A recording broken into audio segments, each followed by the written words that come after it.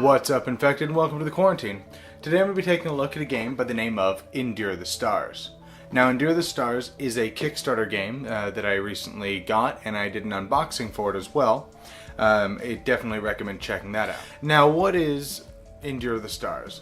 Well, Endure the Stars is a survival horror sci-fi game. Something like Dead Space should ring a bell. And that's kind of the theme of this game, where you guys are on like a colony ship that's been overtaken by these monstrous creatures, and now you have to kind of try to stay out of sight and try to not make a whole lot of noise while also accomplishing your goal.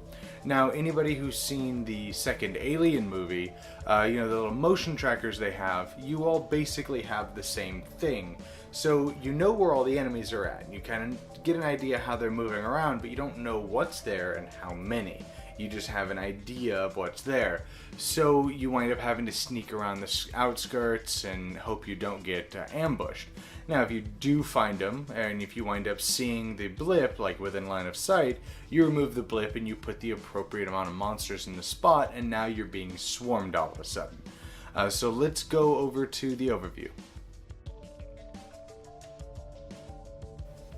In a game of Endure the Stars, the players are going to set up the board according to whatever scenario they're playing, along with the blips, and some scenarios even state specific heroes that have to come along on the mission. Then you're going to choose which one of those heroes that you would like to include in that mission. Each player, generally speaking, is only going to have one hero. Once you've determined which hero you're going to select, you're going to go ahead and take their their gear tile that gives you some special abilities that you're going to be able to do. Each player is then going to get a series of little individual tasks that if they complete will have some special bonuses, and some of them being permanent bonuses, some of them being like a one-time little boon, which is pretty cool. And you're going to set this next to your character sheet. Then each player is going to go ahead and draw some resolve cards. Now, you're not going to read the text, you're just going to put them under your character sheet like this, showing the numbers. Now, whenever your resolve reaches whatever number is on this card, you're going to pull it out and you're going to resolve it. So in this case, the medic may no longer cure your injuries because you have, I'm not even going to try to pronounce whatever that says, and so on and so forth.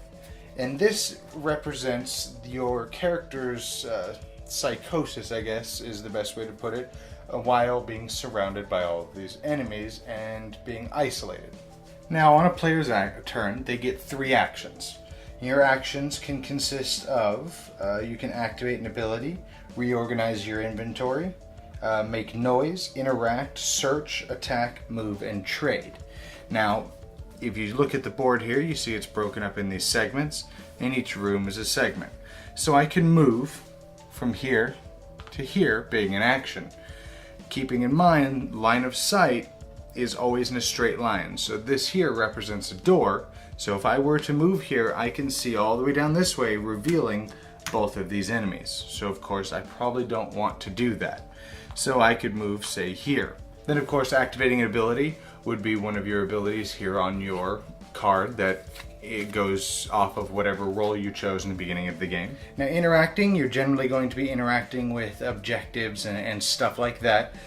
The mission guide will generally tell you what you can interact with. Now, searching, in this room, I can search and you can draw the top card of the item deck. Now, sometimes you're just going to make noise. Maybe you found a can of canned air, which makes everybody's life terrible. So you do this, if you draw a noise card, you're going to immediately put that noise token in the space. However, some of the other items you can get could just be a gun, which is always good. Now, the way noise works is if I were to place a 3 noise token here for maybe a shot a weapon or whatever, it would attract something 3 spaces away. So this is 1 space away. So this would attract it, and it's going to try to go the fastest route possible to get to that once it's time for the enemies to activate. Now let me explain how combat works. Now, if you look at the pistol here, we see that it has 1 range. You're going to roll 1 die. On a 4+, it's going to do damage, and it makes 3 noise. So, if one of my actions are going to be to shoot at something, in this case, I will take a single die, I'll roll it. That was a 5. So, this did a single damage to an enemy.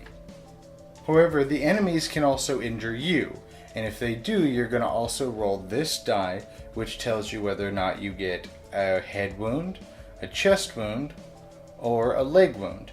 And if you do, you're going to put the appropriate marker on either your head, your chest, or your legs to show that you have a permanent debuff. Now, after each player has performed all of their actions, you're going to see if you have any miniatures on the board that are within line of sight. If so, you're going to go ahead and reveal it, putting the monsters that correspond to that token in play, and they of course are going to try to go after the closest enemy. However, in this case, we don't. Then you're going to try to determine if there's anybody in range of a noise marker. So this has a 3 on it, and this is at least 3 spaces away. So it's going to try to make its way to this noise. So in this case, it's going to move up to 2 spaces. And it's going to, of course, always try to move the maximum. So it's going to go 1, 2. So this is now here, trying to make its way to here, because we have a door. Then all of these other ones are just inactive. So you're going to roll this die. So you'd say start with this one. You're going to roll it, and then you're going to move it in the direction that this arrow is pointing. So here, he can't move in an angle this way. However, you're going to slowly move this in a clockwise direction until it can. So this is going to move here. You're going to go here, roll this. He's going to go this way, and you're going to continue to do that with all of the monsters. This is going to continue until the players have accomplished all of their objectives. However, throughout the course of the game, you're also going to be drawing these cards, which occasionally spawn new enemies. And let me tell you, there can be a lot of enemies on the field at one time. Alright, Endure the Stars. Well, when I first saw Endure the Stars on Kickstarter, the first thing that went through my head was a cheaper version of Space Hulk. Awesome. So I immediately backed it because A, Space Hulk is awesome. B, I'm a big sci-fi nerd, and this was right up my alley. So it's sci-fi and it's not the Dark Ages in space like Warhammer is, which don't get me wrong. If you look at the shelf right here, I do like Warhammer, but I was super stoked to get Endure the Stars. So I definitely kickstarted it right out of the gates. And the game, you know, looked like it was going to be really tense. You're hiding in the shadows and you're trying to not get found by all these weird monsters, and it looked really cool. So when I first got the game, I was super excited. I got the unboxing done and put everything together, kind of flipped through the rulebook later that evening and realized that this rulebook is garbage. It's not the worst I've read, but oh my god, is the rulebook bad. There's so many things that just don't make sense, that contradicts each other. You don't learn about things until way later in the book that it talks about way up here. And the overall flow of it is terrible. And I don't understand why people don't use more game examples. That is by far the best way to teach a game, especially if there's kind of weird rules. Give me an example of how it's supposed to play down. 9 times out of 10, I'm totally gonna understand. Now, rulebook aside, what do I think about the game? Well, the game itself was a decent bit of fun. It took, again, a lot to kind of get to the point where I kind of understood what the heck was going on. But when I first started playing, it was a lot of fun. You got all those blips moving around, and you're trying to, you know, make your way hiding through, you know, ducking through alleys and trying to get to the med bay or something and get something and come back because the colony is going to die, and that was really cool until you realize that there's one major flaw with the game. The first one being the way doors work. First and foremost, the door components, they're this big. Take a mark out of Arcadia Quest books, make the door marker big so it's easier to see at a glance. But that's not what I'm complaining about. What I'm complaining about is the way the line of sight rules work. The door is a little thing this big, but you always move it and you assume that the entire wall opens up so you can see all the way out, which is fine. You know, if you're in a building, you can see all the way out, and if there's a monster out there, they see in. but a lot of the line of sight rules don't make any sense. So even some of their examples are really confusing, and even thematically, a monster can see all the way into a building 2 and 3 rooms in, all the way at the back, which kind of breaks that tension of the cat and mouse, and I've got to hide in the shadows as I see all these things skirting around the edges, and it removes that survival horror aspect from the game, which was a kind of a bummer. Then, when we house ruled it, we're like, okay, well, let's do where you can only see one space in. It winds up breaking the difficulty of the game now at that point. So now you have a problem. Do you break the theme of the game, the survival horror aspect, and play with the rules as written, which does make the game a lot harder? Or do you stick with the theme but make the game much easier because the way the rules are designed, they're not designed to be played like that? So you got to kind of balance that. So with the rules as written, it's not a bad game. The game does a lot of things right. I like the little tokens that move around. Those are pretty cool. The artwork on it is really neat. It honestly kind of reminds me of a game like the other 7 Sins, stuff like that. And it does a lot of things really neat. For example, I love the way it does sound. Sound in the game is done really, really well. If I'm going to shoot this weapon to blow up a couple dudes, I'm probably going to attract a lot more, so you end up having to look at the board and go, well, I have this assault rifle, I could take down a bunch of these guys, but I'm going to attract all of these other blips, and they're going to come running, and we're going to have to deal with them too. So it winds up being this really cool risk-reward. Do we need to do that? How bad are we? Maybe you have some quiet, weaker weapons, like a baseball bat or something. And so that part's really, really cool. Now, minis. So I'm a big fan of minis in games. I'm getting to the point where I won't back a game if it has minis, just because I'm never going to get to paint them, but that's a story for a different time.